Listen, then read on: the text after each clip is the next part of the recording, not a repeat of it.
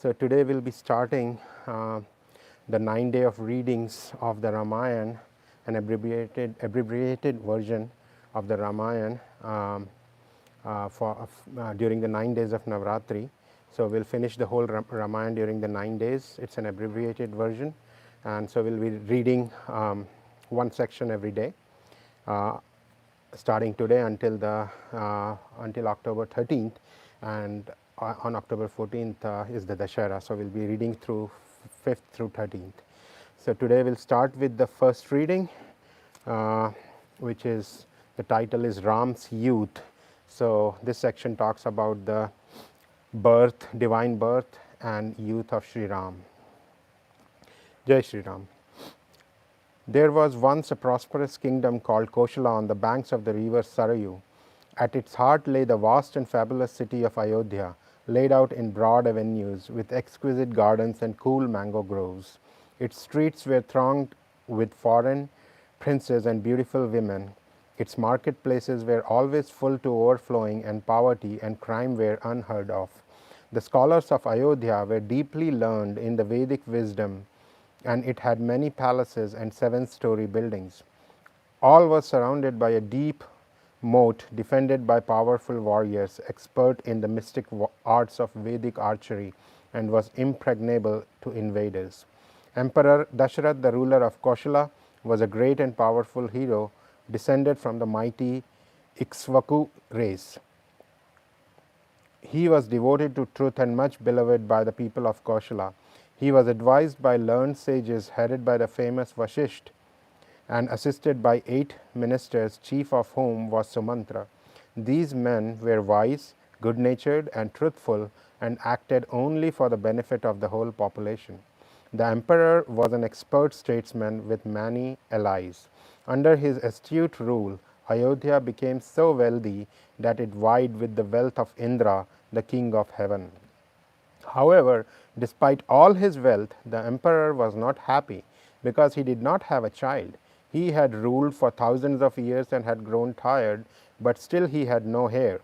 One day he decided to take action. He would stage the ultimate royal ceremony called Ashwamedh, or the horse sacrifice. Such a ritual could be undertaken only by a king of unsurpassed power, but if done according to the Vedic codes with the proper Sanskrit invocations, it could produce magical results and fulfill any desire.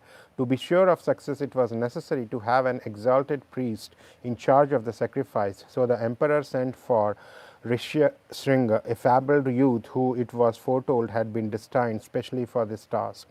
Elaborate preparations began. The most important part of the sacrifice was the horse himself. This could be no ordinary horse, but was to be the most beautiful and noble stallion the emperor possessed. At the conclusion of the ritual, the horse would lose his life, but in so doing would be reborn into the heavenly kingdom. While the ground was prepared for the great sacrifice, the horse was released to roam freely, accompanied by a royal guard, and wherever he went, he received tribute. After 1 year had passed, he was brought back, and a huge assembly gathered in tents and pavilions outside the city. In that assembly were kings and queens, princes and princesses, and nobles from far-off lands, all of whom brought costly gifts. For 3 days mystic hymns were chanted and 18 sacred fires burned. At each step in the proceedings, mantras were chanted with the proper pronunciation and melodies. These mantras, chanted by the exalted Rishyashringa, summoned the gods themselves from heaven to witness the sacrifice. Unseen by the ordinary people, the gods gathered at the sacrifice around the venerable Lord Brahma, creator of the universe, and spoke to him urgently. The demon king Ravan is terrorizing us all. Because of the boons you gave him, he has become invincible and is threatening to overthrow Indra, the king of heaven. Already he has stolen Kuber's aerial chariot and has killed many amongst us, yet he seems to gain more strength each day. Please find a way to rid us of him. I did grant Ravan invincibility from the attack of any kind of god or heavenly being, confirmed Brahma, but at the time he made no mention of human beings whom he thought insignificant. Therefore only a human being can kill him. The gods were delighted to learn this secret and considered how to act upon it. While they were deep in thought, the mighty Lord Vishnu appeared in their midst and took his seat next to Brahma. He was dressed in yellow and shone like the sun, radiating peace and tranquility. O Lord of the universe, petitioned the gods, please save us from Ravan by entering the world of humans as the four sons of the noble emperor Dashrat. In those human forms, you can challenge Ravan, who took pleasure in killing the innocent and terrorizing the whole universe. Please put an end to him. Have no fear, said Vishnu. As Ram, I will fight in human form with the terrible Ravan and kill him and his entire race. I will then rule on earth for 11,000 years to re-establish peace and prosperity. Saying this, Vishnu, ever his devotees, thought of Ayodhya as his home and Dashrat as his father and vanished from the sight of the gods. Emperor Dashrat and his attendants, unaware of what had taken place on the higher plane, brought the horse to be sacrificed according to the ancient rite by which it was awarded a new life. When all this was completed, a brilliant red-robed figure of awesome size, but who had gentle features, appeared from the sacrificial fire. Cradled in his arms was a golden bowl with a silver lid. I am a messenger of Vishnu who has come to congratulate Emperor Dashrat on the success of his sacrifice. In this bowl is magical food. When the emperor feeds it to his queens, they will bear him four sons according to his wish. The wonderful figure gave the bowl to the emperor and melted back into the fire. Dashrath hurried off to his queens in their private apartments. He gave half the bowl's contents to Queen Kaushalya, his first wife, a third of what remained to Kaikeyi, the youngest, and the rest to Sumitra, his middle wife. In the course of time, all three wives became pregnant, and their beauty grew as if they carried inside them the sun and the stars. Meanwhile, Lord Brahma gathered around him the inner circle of gods and issued some instructions. Now that Vishnu is to be born as the sons of Dashrath, he will need help to overthrow Ravan. You will need to create a race of divine monkeys with powers equal to yourselves. They must change their shapes at will and perform supernatural feats to destroy any opponent in battle. Being so commanded, the gods created monkey sons in the image of themselves. Indra, the king of heaven, had Vali, who became the monkey king. Vali's brother was Sugriv, born to Surya, the sun god. Others were born to each of the gods, and the strongest and wisest of them all was the glorious Hanuman, son of Vayu, the wind god, whose body was as strong as a thunderbolt and as swift as the wind.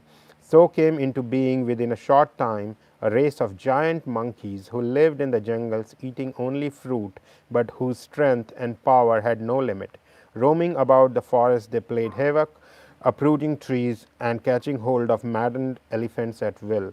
10 million of them gathered around their two leaders, Bali and Sugriv, like a mass of clouds around two mountain peaks, ready to serve Lord Ram when he would call on them. In the spring of the following year, on the 9th day of the new moon of Chaitra, the planets were exalted in the heavens. The glorious moment had arrived for the birth of Lord Ram to the happy Queen Kaushalya. The child embodied half of Lord Vishnu and was marked with signs of divinity such as reddish eyes and long arms. On the next day, Bharat was born to the youngest queen Kaikeyi, and Queen Sumitra gave birth to twins Lakshman and Shatrughna, all of whom were 1/6 part of Vishnu. When the news reached the people of Ayodhya, they danced and sang in the streets. The emperor opened his treasure house and gave gifts to the musicians and priests. Showers of petals fell from the skies, and everyone rejoiced. With the passing of the years, the boy excelled in their studies and grew tall, strong, and virtuous. Lakshman served Ram, and Shatrughna served Bharat. Lakshman would not eat until Ram had eaten, or sleep without him. Whenever Ram went to the forest, Lakshman loved to follow, protecting him from all harm.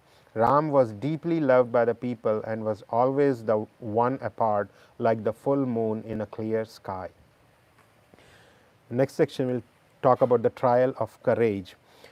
The prince's education was nearly complete, and the emperor began to think about getting them married. One day, as he was discussing this with his counselors, the great sage Vishwamitra arrived at the palace gate, burning with brilliance from all the penances he had made. The emperor personally came out to greet him, offering him water to wash his hands, as was the custom. I hope all goes well in your kingdom, said the sage, and that you are faithfully carrying out your duties as emperor. Dashrat happily brought his visitor inside, and together they entered the court. Your arrival is like rain on a parched land or sunrise after a long night. Today my life is complete. Please tell me how I may serve you. Whatever you ask will be done. Encouraged by Dashrath's generous words, the sage then responded, O tiger among kings, I have undertaken an important sacrifice at my ashram, but whenever I get near the end, two demons of the night sent by the demon king Ravan pollute my altar with fresh flesh and blood, spoiling everything. Ravan is the sworn enemy of all sages and it's terrorizing the whole universe. These helpers of his are extremely powerful. Please give me your eldest son Ram for just 10 days. Although he is young, he has divine powers and he is the only one who can destroy demons. In return, I shall teach him the secrets of many powerful weapons possessed only by me. When the emperor heard Vishwamitra's request, he became very distressed and said, My beloved Ram is only 16 and has not finished his education. He is no match for such treacherous demons. Even I cannot face the might of Ravan. Nevertheless, take me instead. I will personally stand guard over your sacrifice with my army. I am prepared to risk my life to help you, but not the life of my boy. These words fell on the sage's ears like oil on fire, and he began to tremble with rage so that the very ground shook beneath his feet. Vashisht, the emperor's personal adviser, quickly stepped forward. Do not refuse his request, my lord, or his anger will destroy us all. There is no need to worry about Ram's safety. Vishwamitra, who knows the secrets of mystic combat, will protect him. This is a rare opportunity for the princess to learn the secrets of warfare that he alone knows. His coming is a blessing. Hearing these words, the emperor relented. He called for Ram and Lakshman and blessed them before handing them over to Vishwamitra, instructing them to look upon the sage as their father and do whatever he asked. Satisfied, Vishwamitra turned and left with the boys behind him. As they walked out of the court, a cool breeze blew, flowers fell from the heavens, and celestial drums sounded. Before long, they had left the city of Ayodhya far behind. Vishwamitra led the way, following the course of the river Saryu. They walked quickly, the princes carrying their bows and quivers full of arrows. After some time, they came to a sheltered spot where they halted at the water's edge. Before going any further, I want to initiate you both with mantras to protect you from hunger and thirst and give you unlimited strength, said Vishwamitra. Armed with these mantras, you will be invincible even when you are asleep. He told them to sip water from the river and repeat after him the mantras called Bal and Atibal, which they soon learned by heart. When he had received his mantra, Ram began to glow like the autumn sun. They stayed there for the night, sleeping on the bare ground. The royal princes had never slept anywhere but in the safety and comfort of their beds. But, soothed by Vishwamitra's word, they drifted peacefully to sleep beneath the glittering stars. Before dawn, Vishwamitra woke the two boys and made them bathe and perform morning meditation in honor of the sun god. After eating a meal of fruits and berries, they set off again, marching west. All day they walked until they reached the confluence of the Sarayu and the mighty Ganges. Here on the headland between the two rivers lived a colony of forest sages. Through psychic vision, they had long been aware of the stranger's approach. They honored the great Vishwamitra with respectful words and made the travelers comfortable for the night in simple dwellings. Hearing of their purpose to rid the region of the terrors of Ravan's demons, they wished them Godspeed, and the following morning helped them across the swift flowing waters of the Ganges. Their way forward then lay through dark and tangled jungles infested by fierce animals and echoing with the cries of strange birds. All day they walked deeper and deeper into the forest. What is this fearful place? Asked Ram.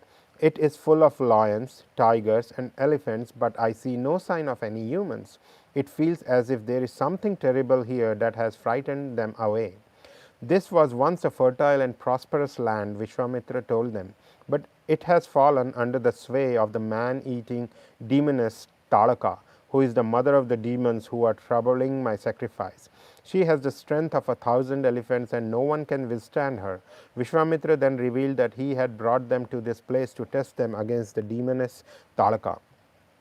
She is female, he said, and ought not to be harmed, but it is your duty to protect the innocent from her. You have no alternative but to kill her. That is my order. You are now my Guru, and I have sworn to obey your orders, replied Ram. I will do as you ask. As they talked, they reached a clearing in the trees. Ram halted and raised his bow. He drew the string and released it with a deep ring that resounded through the forest. It penetrated Talaka's cave and stunned her, pulsing through her like a wave of agony. Enraged at this intrusion into her kingdom, she rose up and flew over the treetops, searching for its source. In no time, she came upon Ram and Lakshman in the clearing. Keeping her distance, she circled them from above, not knowing who these bright and terrible beings were. Ram saw her ugly and deformed shape and felt pity for this loathsome creature. He turned to Lakshman and said to him, "She is a woman, Lakshman, and I have no desire to kill her, evil though she may be. I will punish her by cutting off her nose and ears and then allow her to escape with her life." But even as he spoke, Talaka discharged a magical cloud of dust, hiding her from view, and from behind this she began to bombard Ram and Lakshman with volleys of rocks and boulders.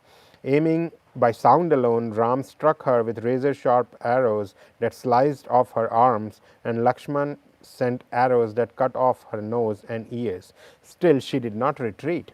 Assuming another shape, Talaka renewed her attack on the princess, throwing rocks from all sides at once. "Do not play with this dangerous creature," warned Vishwamitra. "Dusk is approaching, and with the darkness her strength will increase. Kill her now."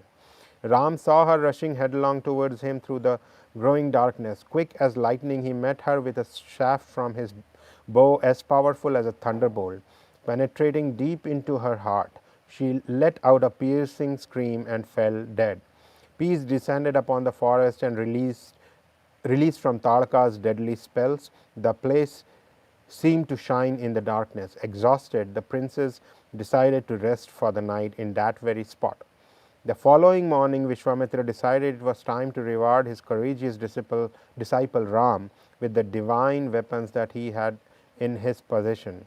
No ordinary weapons, these took the outward form of arrows, javelins, or discs, but were controlled by mantras and endowed with inconceivable potencies. They were cosmic spells capable of destroying the most powerful enemy or even entire armies. There in the forest clearing, Vishwamitra taught Ram the invocations and mantras to release and recall 100 divine weapons, one by one. Each weapon belonged to a particular deity and had its own etheric form. As the magic spells were uttered, the forest glade filled up with their shadowy presences until a host of mysterious beings surrounded Ram. Some glowed like coals, some smoked, some were brilliant as the sun, and some were cool like the moon. Together they bowed before Ram and offered him their services. "For the time being, I have no need of you," Ram said, "but when the danger threatens, please at once enter my mind." Silently, they walked around him in respect and faded into the shadows. Continuing on their way, they walked all day until, emerging from the dense forest, they saw before them a mountain on whose side clustered a beautiful grove of trees like a cloud. This was Siddha Ashram, the hermitage of Vishwamitra. It was a deeply sanctified place, having once belonged to Vishnu in his incarnation of Vaman. This place belongs to Vishnu and has the power to end a person's cycle of rebirth. Please consider it your own, Ram, as I know you to be Vishnu in human form. On saying this, Vishwamitra led the boys by the hand into the grove. As they entered, disciples emerged from the trees on all sides to pay their respects to their guru and welcome the two princes. They were fed on simple forest fare and given a place to rest. Meanwhile, as night fell, Vishwamitra started to prepare for the great sacrifice, consecrating the altar and sanctifying himself through chanting Vedic hymns. From that moment, he observed a vow of silence. The boys rose early the next day. They observed their morning meditation and then prepared themselves for action. When will the demons of the night come, and from what direction? They asked. The attack will come from the sky, from any direction, and at any time without warnings, they were told. For the next 6 days, you must be constantly on your guard, day and night. They stationed themselves with their bows beside the altar of sacrifice and kept watch continuously for 5 days and nights without incident. By the time night fell on the sixth day, still there was no sign of the assailants. As midnight approached, the sacrifice neared its climax and the chill fell on the night air. Suddenly the flames of the sacred fire leaped high. In the distance, faintly at first, they heard a series of blood-curdling shrieks approaching rapidly in their direction. Two dark and terrible shapes hurtled out of the sky and swooped low over the altar, raining blood and lumps of flesh in all directions and spreading a foul and stifling odor. They seemed to hesitate in their onward flight, sensing the presence of the two young defenders. In a moment, they were back. By the flickering light of the fire, Ram saw them coming straight at him. Keeping his nerve, he called for Sitesu, the weapon of Manu, which repels opponents like a hurricane ripping through clouds, and discharged it at the leading demon.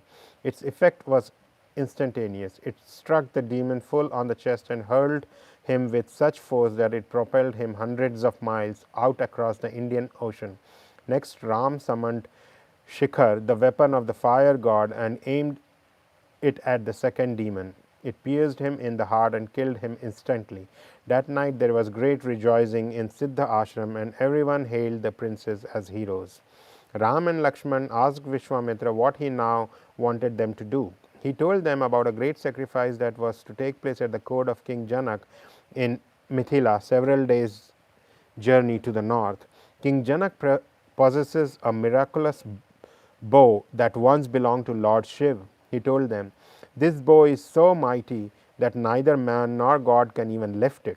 He keeps it in his court and worships it with incense and offerings. I am to assist a great sacrifice that Janak is organizing. You two come with me and I will show you the bow."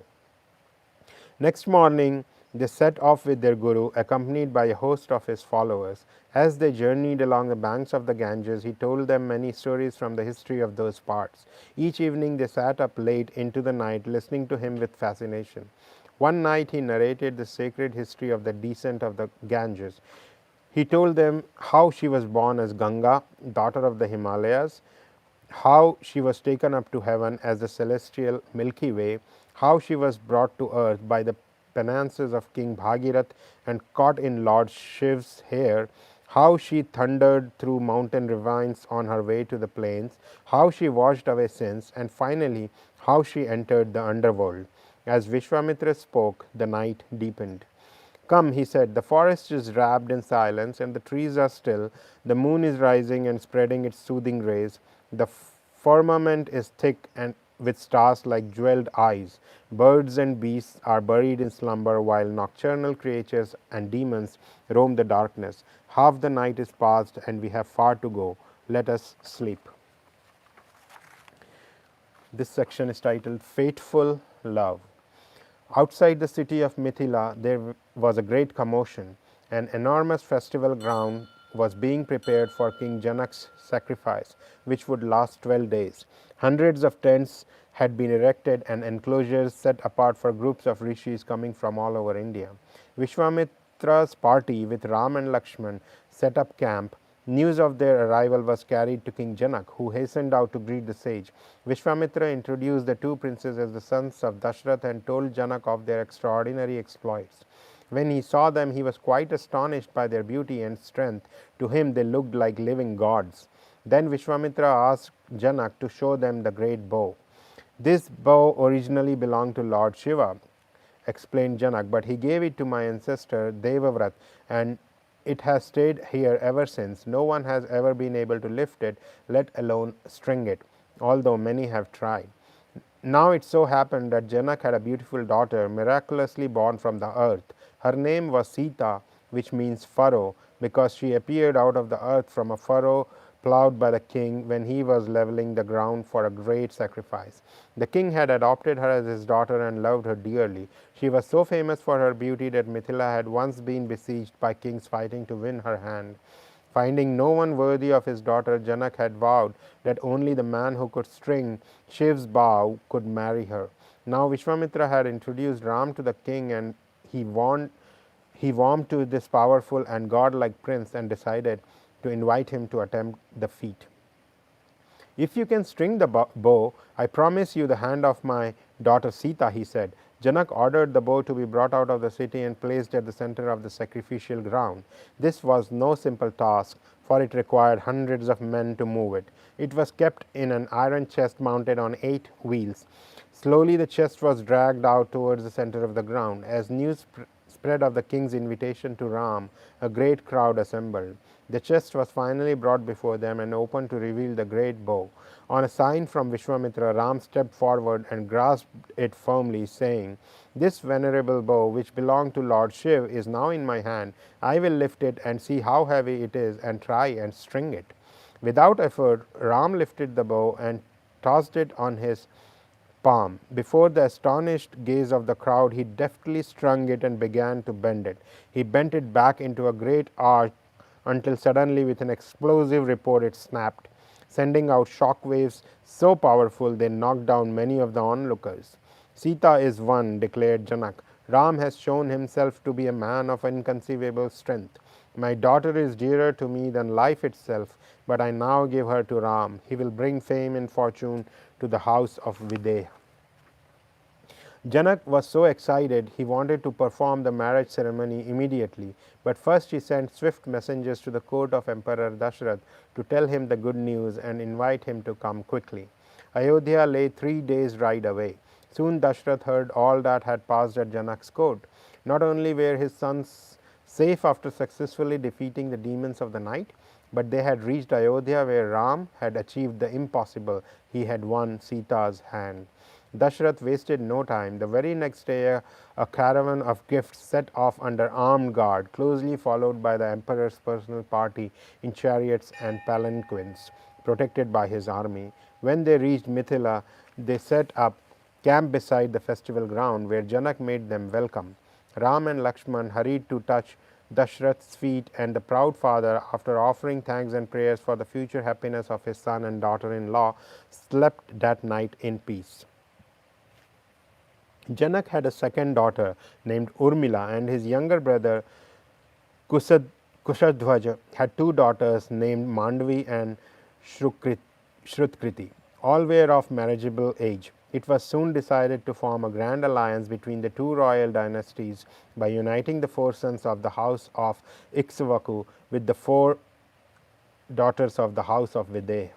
"Through marriage we will be joined with ties of love," pronounced Janak. In celebration, Dashrath gave costly gifts and thousands of cows with gold-plated horns to the Brahmans of Mithila.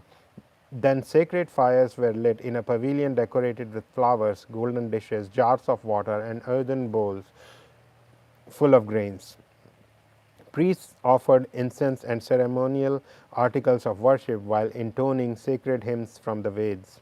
Sita, dazzlingly beautiful and decorated with priceless jewels, was escorted by her father into the pavilion to take her seat next to Ram. "Here is Sita, my daughter, and the daughter of the earth, who will help you discharge your sacred duties. Take her hand in yours, Ram. She will ever be devoted to you, and you alone and will follow you like a shadow," announced Janak. Ram took Sita's hand. Celestial drums echoed in the sky, and flower petals rained down from the heavens. One by one, the other couples were united: Urmila with Lakshman, Mandvi with Bharat, and Shrutkriti with Shatrughna. The 4 brothers led their brides clockwise around the sacred fire 3 times, to the accompaniment of singing and the sound of musical instruments. When all was done, the newly married couples retired to the privacy of their tents, while the assembled hosts of Mithila and Ayodhya celebrated late into the night. Ram and his father soon left Mithila in a great procession laden with gifts of dowry. Vishwamitra departed for the Himalayas, his task complete. The great procession wound its way homeward to Ayodhya, where joyous celebrations were held to welcome the returning emperor and his sons with their brides. Flags and festoons fluttered from tall buildings that looked like the snow-capped peaks of the Himalayas. Crowds came to meet them and threw flower petals on the ground. Dashrat's queens lovingly embraced the princesses and took them by the hand to their private apartments. The princesses, showing proper respect for their elders and being devoted to their husbands, lived happily in their own homes, in their new homes. For Ram and Lakshman, life was kind. In the company of their illustrious Guru Vishwamitra, they had made the passage from youth to manhood, had learned the arts of mystic weapons, and had gained beautiful wives. They now lived peacefully as dutiful sons and husbands amidst their friends and relatives. Jai Shri Ram.